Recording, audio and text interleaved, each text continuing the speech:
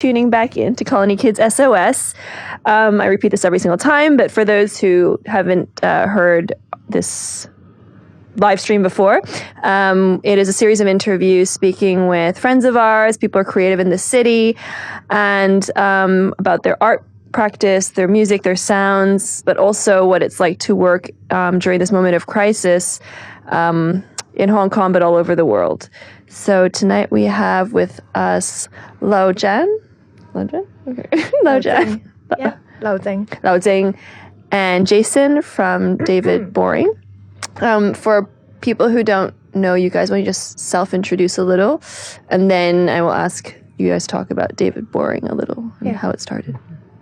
So we are a 5-piece band, and we've been around for 6 years now.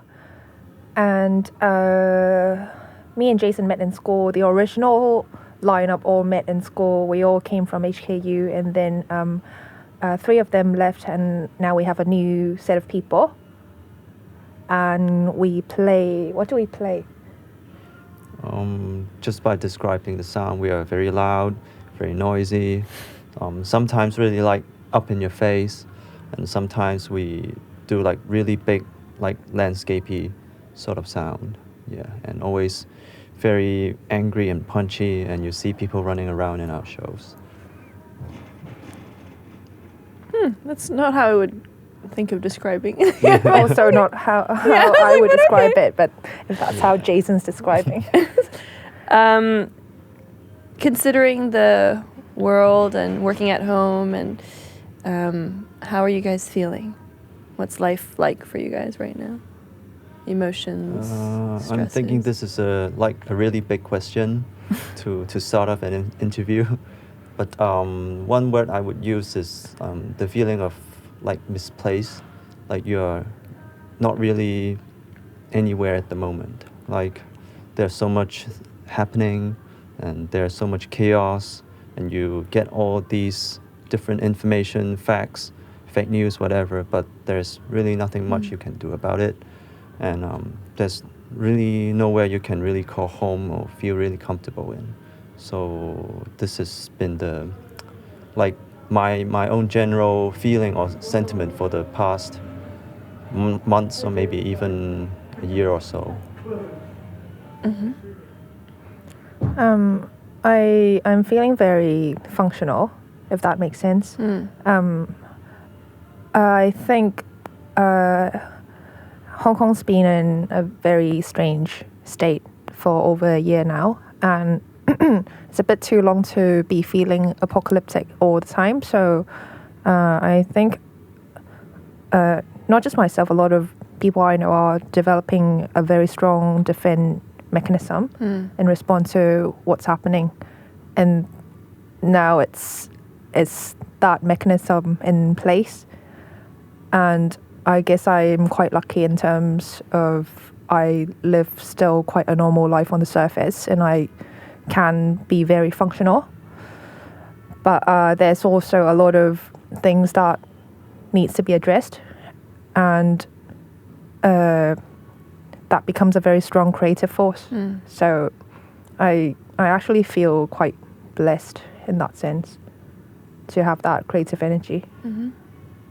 I mean, the next question was going to be describe the approach, but I think since you guys just came out with Nancy Nightmare, because last time I called it Nancy Nightingale, I don't even, but Nancy Nightmare, and you said it took about a year for you guys to come up with this song, and it seems like this last year in Hong Kong was crazy. Do you want to talk about how the creative process was, how it relates to how you're feeling, if it does at all? This one, actually, we wrote it relatively quick. So normally we are super slow music writers. It takes at least a year to do anything at all. But this one, musically, it came about pretty fast by our new, very good guitarist, Yip. He came up with the structure and the bass. And it was just a very inspiring first test of sounds that he did, that everyone just jumped onto it, and the whole story came together very quick. And the entire production went through in like a few months, which for us it's like super fast.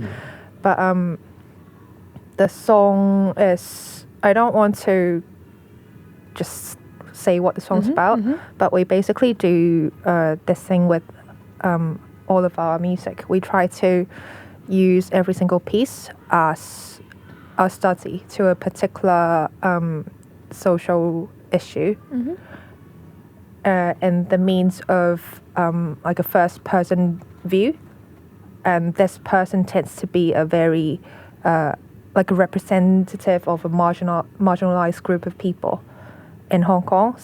It might be someone we know, it might be like a situation we're observing, and we tend to write the song from a very sympathetic view from this person. And Nancy Nightmare is about one of these stories. Can I ask a little bit more about the actual process of creation? Like you said, there was testing sounds. Like, what does that mean, and how does everybody then chime in with new ideas, and like who takes the lead, or what is that? For us, because both of us have been in the band for some time now, so we have a pretty good idea how a David Boring song should sound like. But with the new guys, we are still working on like how to move on as a collective. What can they bring on board?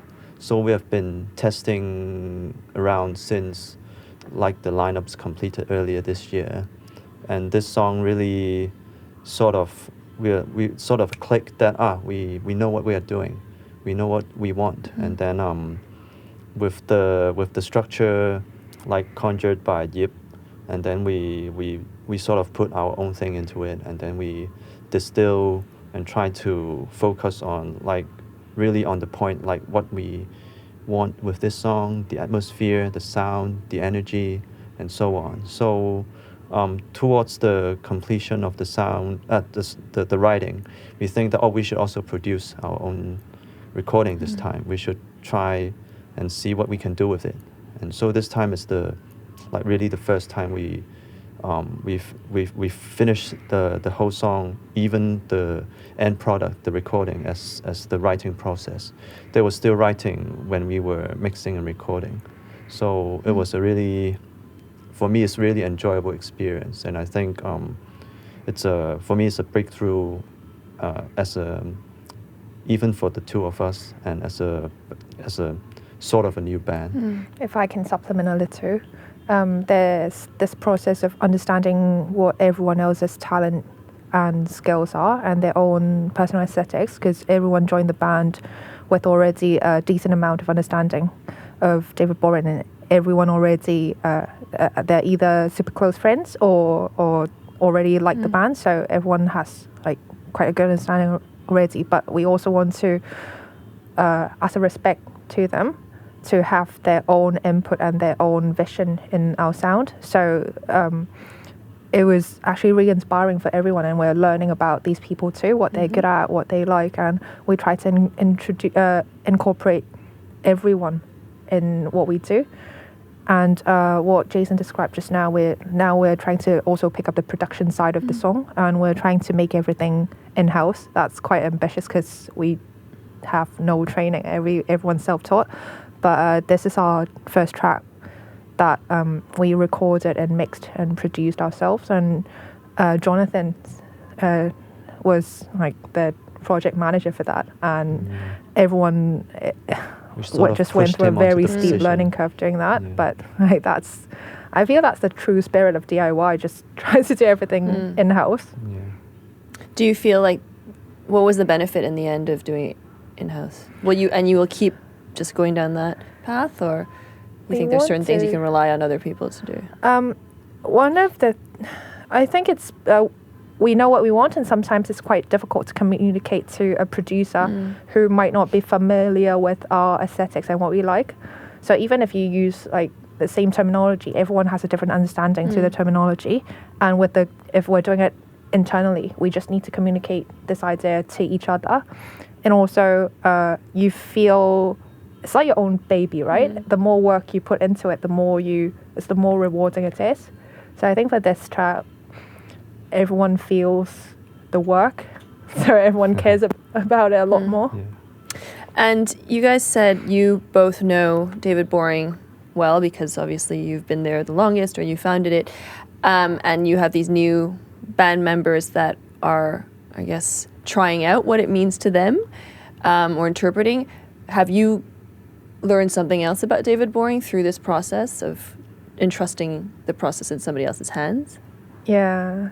So I think as a band we are quite tight, as in we try to understand each other as an individual, and it's more than just trying to make music together. We also, because it's quite a stressful and emotional process, right, creating something like that. So the true colors come out. So I learned a lot about handling people in a way. Yeah, she's a very good project manager. And it also makes me appreciate our previous bandmates a lot sometimes, because this is my first and only music project, and I always assume the first lineup that I worked with was the way things are, and it wasn't. Everyone's different, and you're relearning something new every time a lineup is changed. Yeah, and this time it's different to work within your own band than to work with, say, a producer or engineer. Before that, we always had difficulty communicating with them because we are not really professional musicians, and in those recording experience, we just sort of like say, how about this, how about that, and not really taking into We're like a client. Yeah, we are like a client in that sense. Yeah. She deals with client all the time, and so this time, in my mind, I set out to I really need to know how to get the message through, how to communicate, and then experience all the difficulties that a producer may go. But at the same time, you're doing it with your own bandmate, so you can tell, this is your song too, do this, do that. Yeah. And you can just push him around. Sorry, Jonathan. Yeah. So push him around. But I think he also maxed out his ability, and he also learned stuff for his own, which I think it's a really good experience. So we can, I'm going to ask you guys about some of your influences. You said that this is actually the only band that you've ever been with, which is crazy because I don't know where you would have developed that your skills in whether it's songwriting or performance and all that stuff. But I guess A is where do you think that comes from? Is it an inherent thing, or are there different influences that you've always sort of been looking at, and sound or fashion or performance or whatever? Actually, I've never expected myself to be doing what I'm doing, because I am no one believe me when I say this, but I hate attention. I really don't like attention, and I feel the band becomes a very good outlet for me, because I realized if you want to ward off attention, the best way is to be scary, but not to be approachable, not to be personable. You need to be intimidating, so people will actually leave you alone. And that's kind of become my in the beginning, at least, it becomes kind of my weapon. I use being scary to weaponize myself, but now I realize, I actually quite like being scary. And I actually find that very comfortable for me. So that, I guess through doing what I do in the band, I realize what I like about myself inherently. So it wasn't a lot of inspiration drawn from other individuals, other influences, but it's more, I guess I'm always drawn to similar music or similar aesthetics to these people, but in terms of an actual I want to become whoever, I never had an icon like that. It's more in the beginning it's very experimental. What should I do? Because I clearly I don't consider myself a singer. I don't consider myself even a traditional girl in Hong Kong, so I don't really have a role model, and I didn't want to just pick one and become that person. So it took a lot of time for me to figure out what I like. But once you found that, it becomes very empowering, I guess. Yeah. She always doesn't regard herself as a musician, and I think this is actually a strength of her and to the band, because we always have a fresh pair of ears to like comment on as a third person, as an audience, how she always just try to get the mood from the sound, try to understand what the song is about, and we always go to like, or which pedal should I step on, which note should I play, should I strum or should I pick. We always go into really technical details, but she can always jump out from that role and look at it as a whole. Yeah.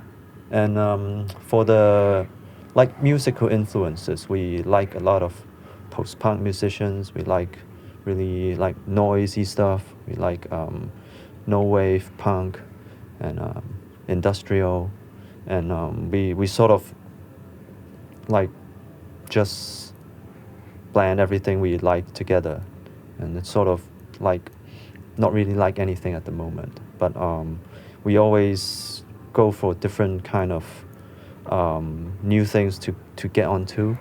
And for example, like Janice is really into electronic techno kind of music, and she brings back new influences, and then get everyone on board. And we sort of always throw around what we like at the moment and share, and this is really good as a way of communication. You say that you weren't in a band before, so how did you start working with David Boring? How did I? Yeah. I feel like before you'd never been in a band, and then you didn't think you were a singer or musician. No, so I knew Jason through uni. We weren't really we weren't really like good friends. Yeah. I just knew each other on Facebook, and then we just started talking because we realized we have quite similar music tastes. And just out of nowhere, I knew he had a band, but just out of nowhere he asked me, would you like to join the band? And I thought he was joking. I went to the first band practice just to hang out, and apparently they thought that was me joining the band and just started inviting me over and over again. And then I wasn't even aware of that happening until like one day I was like, oh, do you want to try singing that? I was like, what? what? And then I was part of the band. Yeah. So that refers the question to you. Why did you invite her to join the band if she's not a musician or has never been in a band, and you're just talking over Facebook? That's interesting. Because she already has such a persona on Facebook. Like she's really like even a dazzling presence just on online. Facebook. Yeah, and I just thought, wow, she makes a good front woman. Yeah, it must be her. Amazing. So, yeah, I didn't even know if she sings or not, but look, That's you amazing. must join my band. Yeah. That's I mean, What it's if a I great was story. horrible? What if like you never heard my voice and I turn out to be like just terrible? And we'll work around that. Yeah. He has an eye. Do you guys have to get into character mode when you perform, or like how do you prep yourself because it's so intense? No, I think everyone's more honest in their most honest state when we are on stage. I think everyone go about their daily life putting on a facade, and they get to not do that when they are performing. So if anything, it's the process is to shed that facade while going on stage, and that is still proven to be quite difficult. In the beginning for us, Jason had to like drink. Yeah, I had gone through a really angsty phase, which I couldn't really bear to look at those old videos. But but we sort of, for me, I sort of like gradually tone it down, and it's like you get to understand how this band represents you and how you represent the band, and how both of them can exist at the same time on stage, at in a way that's like seeable by the audience, and then Visible. Nothing.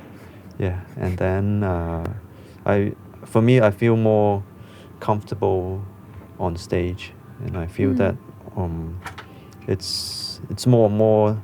I don't really need to act out or anything. It's just me on the stage, and that sort of like assimilates. Do you want to tell us about your own background and as a musician and how you came to start David Boring? And that's part one of the question. And then part two of the question is, how has David Boring evolved, and how has it evolved you as you've gone through the entire stage of its development? When I was small, I was classically trained. My parents, they were really into that kind of, I really want them to have the best of education, etc. So I did piano and violin, like the Hong Kong way, like you always practice those examination pieces until you're examination ready. So in a way, it was not a really bad experience. I enjoyed the music, and you get to learn a lot. Eventually, I played in the school band as well, with the violin. But then I came in touch with like rock music, alternative music. How old were you when you? When I was in uni. Oh, okay. Yeah, my brother, he shares with me all this kind of stuff, and I got into that and like, wow, I really need to do this. But then with the band music, I sort of deliberately tried not to be too technical. Yes, I tried to be very simple and stripped down, and even more so right now. I just try to use the most, like the easiest way to produce whatever sound I can get, and dissonance is one thing that I really like about like punk music or guitar music. I really have to find that point that you feel like uncomfortable, but at the same time it's appealing, and sort of you really want to go after that kind of mood. So I think it's quite interesting coming from my background to the music I do right now. But I sort of like, or sometimes consciously or sometimes subconsciously, I will go back to those references as well. So if you will pick that up if you really listen closely to what we put out. I think it's quite interesting sometimes when Jason writes, and for the average person it's extreme and unpleasant noise, but for us it's very melodic. And we always find it quite interesting how Jason comes up with some very beautiful melodies, but in like the form of abrasive feedback. What was I going to ask next? One moment.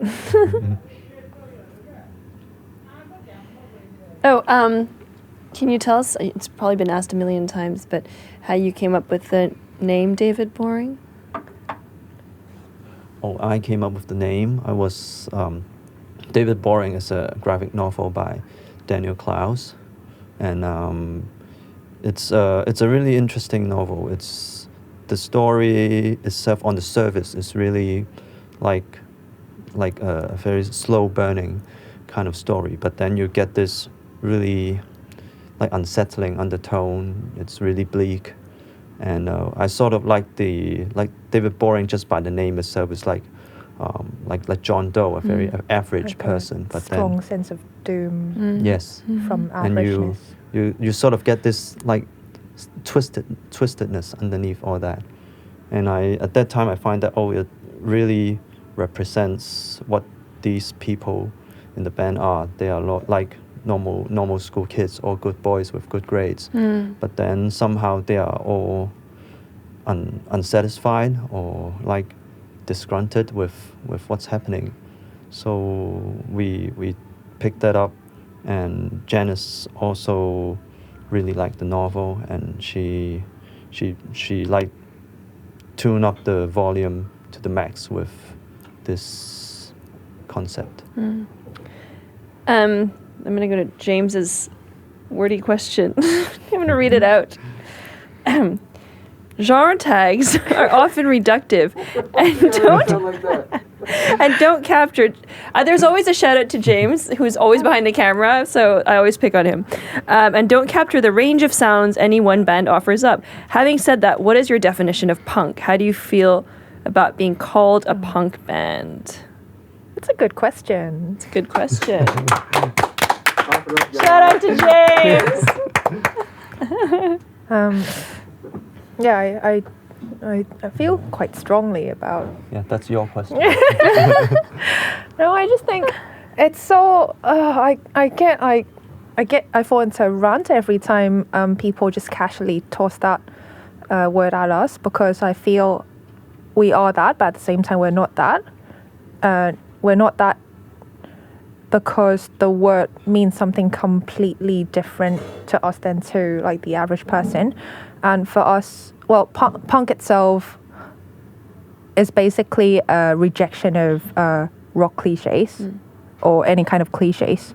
And the way the word is used right now is not that. It's the word is used to describe cliches right now for the average person. So it becomes very tiresome to have to come out and explain the meaning of the word to the person using the word, because this is something that means a lot to me, means a lot to us. So I want to make sure the correct definition is being referred to every time.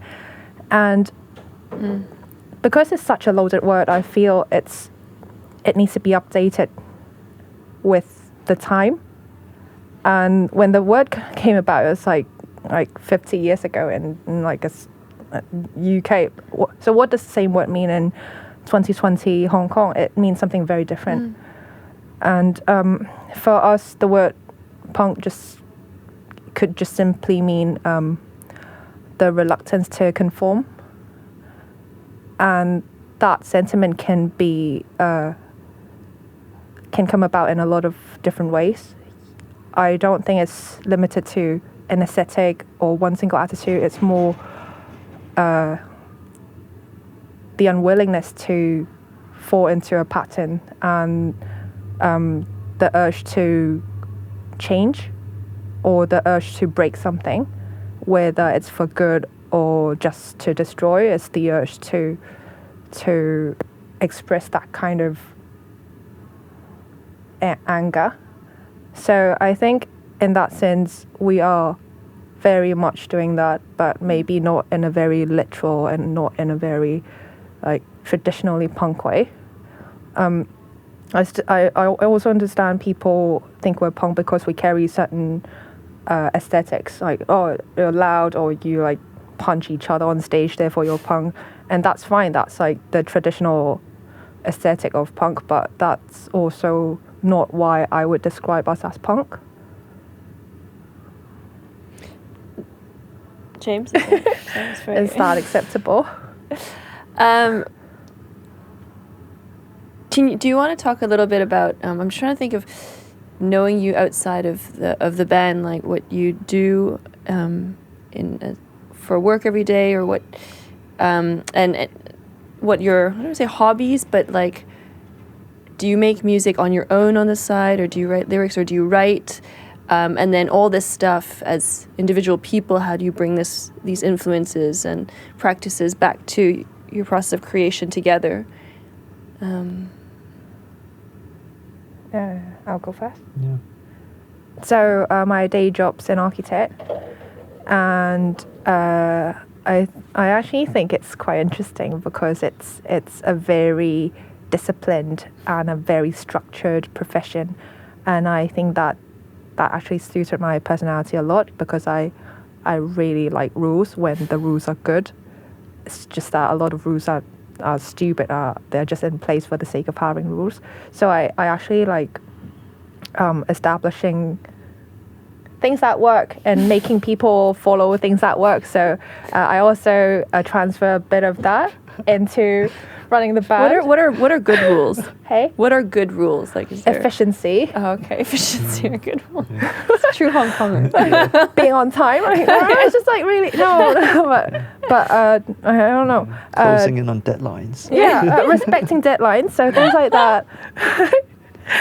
Good communication. So a lot of things like that. So I think a lot of these qualities I brought into the band, and I want to make, because I want everyone to be productive and always growing and inspired, right? So I try to use the best tools, and sometimes having a very organized and a very like sharp mindset is the best way to execute good ideas. So I'm not going to apologize for the way I. So our band is run in a very corporate way, I would say. No, that's the wrong word. It's not. I'm not corporate. It's a really structured military. way. It's like a military. It's not corporate. And other things that you do, like other practices or that you do on your own. So I also I don't. So I write. Oh, okay, I write. I write a lot of. I don't write for anyone. I kind of write these quite introspective, emo, little poetry or short stories to myself, because they're just there's things I need to put down on paper. I think everyone has an urge to express, whether to be heard or not. It's not really the matter, but just that act of expressing is very important to me. And my means of doing that outside the band is through writing. Do each of you have like more of a role doing some part of the band work? Like, do you write more lyrics and then you write more of the melodies or the sounds, or? Yeah. Okay. So I write all of the lyrics. Okay. Yeah, and even for the concept and philosophy, it's basically her thing. In some rare occasions that we come up with some like interesting motif, like for men we come up with mosquito, and then she spin it into a. No, I came like up with that. No, I came up with that. Yeah, and you spin it into like wow, like existential kind of stuff. I came up with a Chinese name. Yes. You came up with that. Yeah. Anyway. Anyway, yeah, and You want to talk about your profession? profession. Oh yeah. Oh, Like, profession. does your profession? I don't know. I mean, I was also. I mean, I don't want to put you in an awkward spot, but when you were talking about your profession and some of your colleagues and the way that you respond to, like, is also interesting. You know, the type of people that. Yeah. I'm not the average architect. So yeah. So don't use me as a benchmark. Okay. But yeah, I mean, it could be your profession, or other parts of your life that you bring into your work, or that influence you, or that you're trying to challenge, or that in some way mold you in the way you think. Or I am a doctor by profession, and it's quite interesting because I think in Hong Kong doctors are trained to be more of a scientist, but actually when we work, we should work as a manager, and we don't really get that much training of that part. So for the like managerial bits, I learned from her. Yeah, she You really never told me that. I thought you. Yeah, I thought you learned from hated. her. No. I find that it really helps with your work, or just in general helps with whatever you do. You set out a goal, you try to achieve it, and try to like be resourceful, etc. And so I'm not really sure my job has anything to do directly with the band or the music I do, but I think by working in my position, I get to be really close to the society. I get to be talking to people a lot. You get to know their stories because they always entrust you with whatever is going on with them. They literally hand their life to your hands, and you get to know the background, the psychosocial bits, and I find that really, like, there's a lot of humanity in that, and so I really like what I'm doing at the moment, and that bit I think sort of will integrate into whatever I produce. So what are your I mean, I tried to bring this up in the first bit, but has the shift in Hong Kong affected the way that you work or your output, or do you feel like it's changed something in you in the way that you create? I think actually it's what this is pretty good energy for the particular kind of art we're doing, because we're always inspired by things that are bad in the world, and things are very bad in the world right now. And in Hong Kong, like even before all this happening, it's already felt like you're living in a big pressure cooker, and everything is internalized, everything is just built up, not quite exploding, and then the explosion happened, and then now it's the nihilism and the bleakness that followed. And I think this kind of sentiment makes sense to us a lot, and in a way fed directly into our music. Yeah, like in the past year, in a moment where everyone feels need to be very vocal about what they think very strongly, and at that moment it sort of get it to really they sort of like compressed into just a few slogans. And I did that as well, because at that time you were despair, you don't know what to do, you get really emotional, and you think you must do something, so you get really vocal. But with what the band's been doing, the band's always trying to be very subtle. Like even for the songs, it's rarely about a single event or just one issue at a moment. And after all this time, we sort of think that it's even more important to do it this way. It's a way that you try to think very deeply about one subject before you really voice it out, and you really think hard to try to get the message through, even if you may not be able to use a certain words or certain expressions.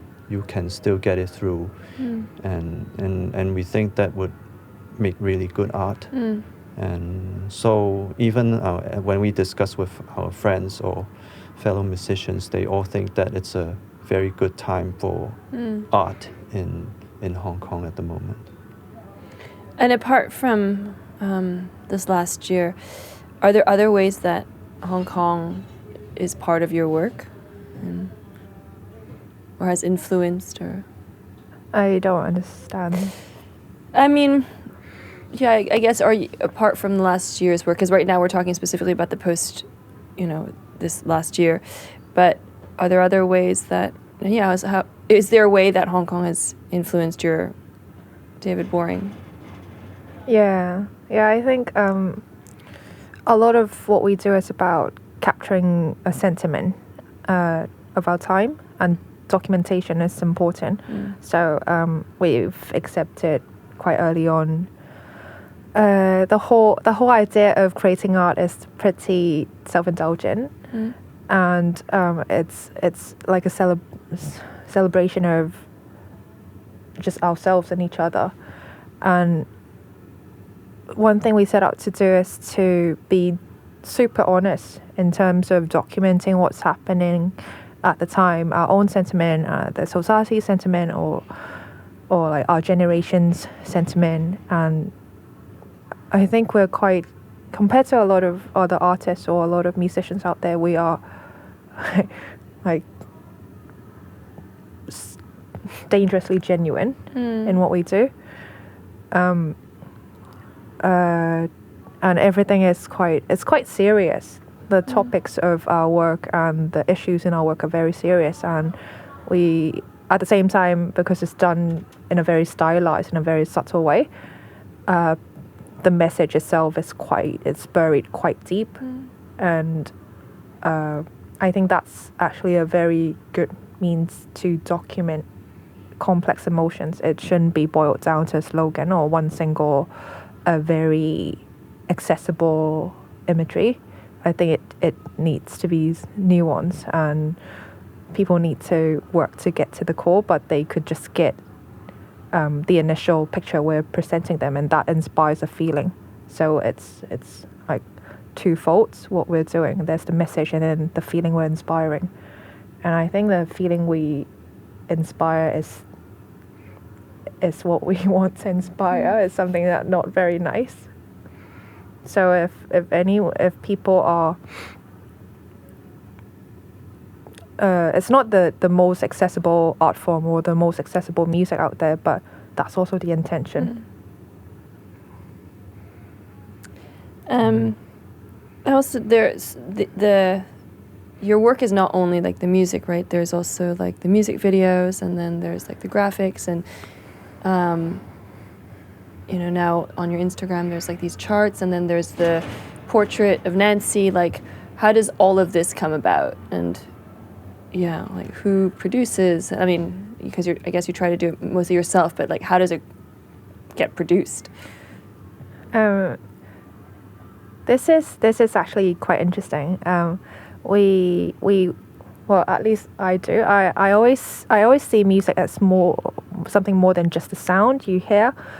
It's the entire package. It needs to represent the artist, and the artist needs to have a very strong statement in everything they do, from the sound, from their presentation, from the branding, from the things they write, the narrative. Everything needs to be central to a statement, and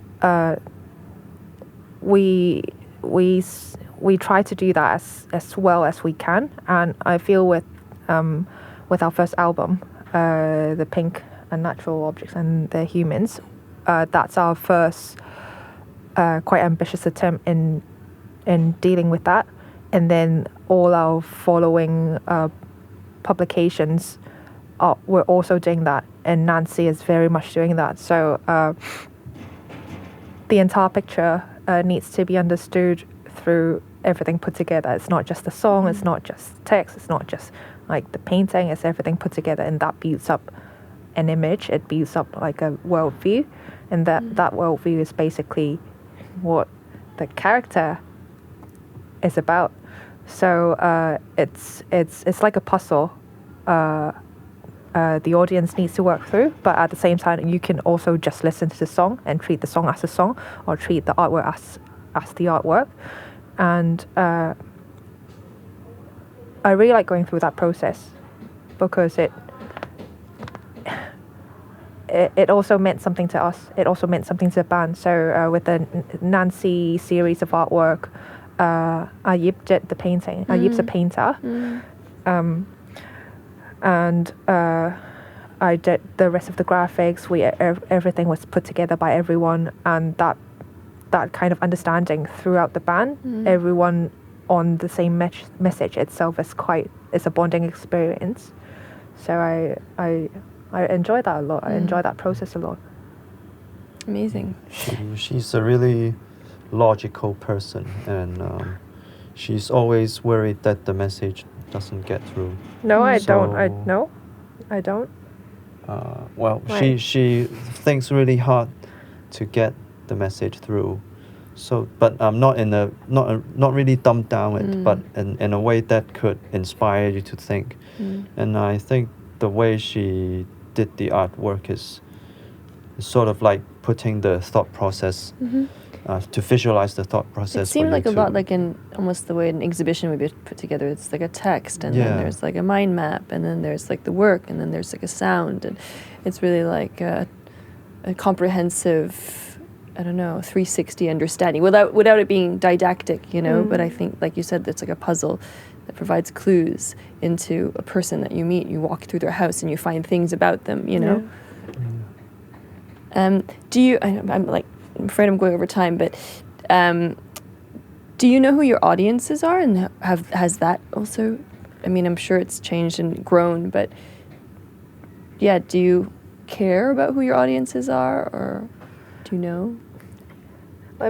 We're pretty shy about interacting with the audience, because it's such, we on stage or in our art, we're so unfriendly and we're so just cold. It feels weird to get off stage and immediately start like being matey with the audience. It feels very unnatural. So I try to. I still don't know how to do that. Actually, it's still very awkward every time I finish a show. Do I like smile at people? Well, good thing we're not having shows now. But I don't know how to do it that still. Yeah, but I don't think we have a very big fan base, but we sort of like spot out some of the faces that always show up, and you know that you really hit certain spot in these people, and we also noticed that some of like a certain type of audience that is really into what we are doing is usually very intense young people. Yeah, like in a good way, but they are really passionate about things. They get really intense, like during the show, during the songs. They get like really moved by it, and we really like that. Speaking of which, then, how would you define this generation? It's nihilistic is a bit too easy a word, but the current Hong Kong reminds me the nihilism that came about in the current Hong Kong reminds me a little of the like the post-war nihilism from other parts of the world in history. It's that kind of the cynicism that holds people back from wanting to construct, but at the same time too weak and too powerless to destroy anything. So they're just kind of stuck in limbo. So it's a very it's in limbo, I guess. Yeah, but at the same time, it gets you to really think, what is it to be free? What it is to be yourself? And I ask these questions like on a daily basis right now. What it means to be really you? How when you have all these constraints, all these rules against you, how to be free? And I actually sort of think that the situation right now forces you to really break out from what's been holding you all this time. You get to really think outside of the box, what you can do to be you. So it's really cliche, but it's the worst of the times, and it's the best of the times. I think it's really true.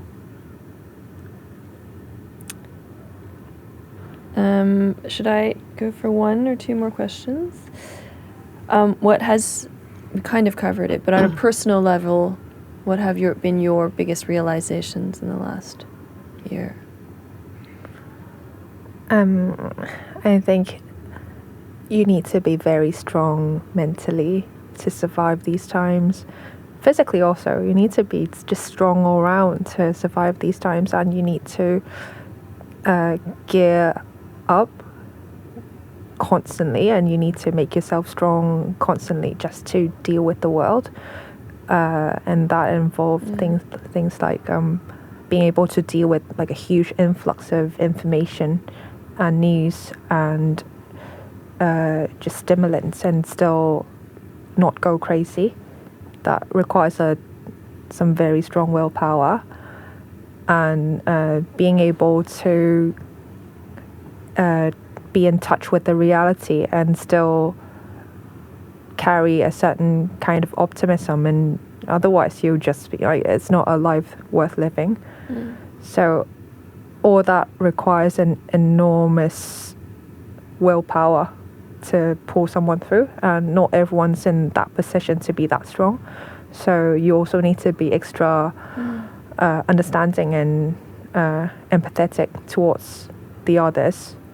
So it's really tough. You need to. Well, I demand a lot of myself to live during these times. Yeah, I think you really, especially in these times, you really need to take care of yourself, like like she said, on a physical level, on a spiritual level. You really need to get to know who you are and try to be strong to withstand whatever's coming from outside, because even if you can't